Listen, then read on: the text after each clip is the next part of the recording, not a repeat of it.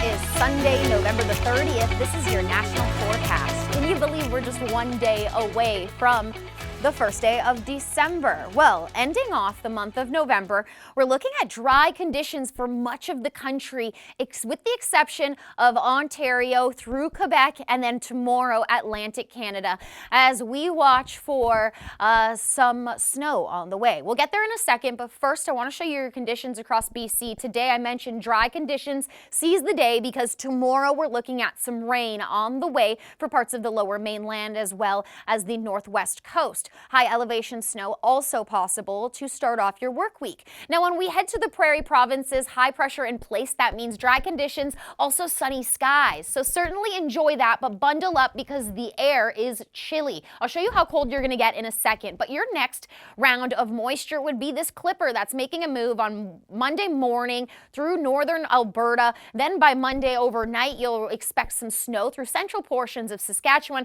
before reaching southern Manitoba to start off your day on Tuesday. But when we're talking about the cold air, we're looking at this Arctic air outbreak, this polar vortex, this cold air making its way down south, heading towards the east. But notice how it's just dodging BC and parts of Alberta. That's going to protect you and keep you above the freezing mark for at least the next week across BC. While those in Alberta, you will likely have a couple more days around seasonal before you see this massive drop down to what will be more like -13 to end off your work week. When we're talking about this polar vortex, we're talking about this cold air really funneling in through the prairie provinces. A place like Winnipeg feeling more like -26 by midweek. We'll also see those temperatures dip across Ontario.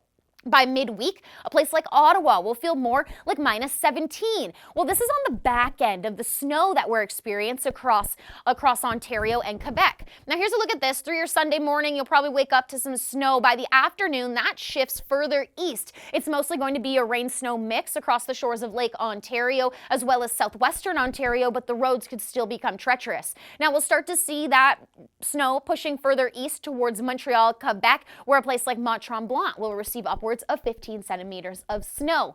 Now, when we look at the snowfall totals that we could expect by the end of your day on Sunday, we're looking at heaviest snow north of the GTA, a place just south of Kincardine, for example, receiving over 20 centimeters of snow. And this is snow on top of the one that you already received late in your work week. When we dive into the south along the shores of Lake Ontario, you can see just around 5 centimeters, but do take caution because anywhere further north like Brampton could expect a little bit heavier snowfall there. We're also watching those strong wind gusts over 50, 60 kilometers an hour through the evening hours across Ontario as that snow is falling.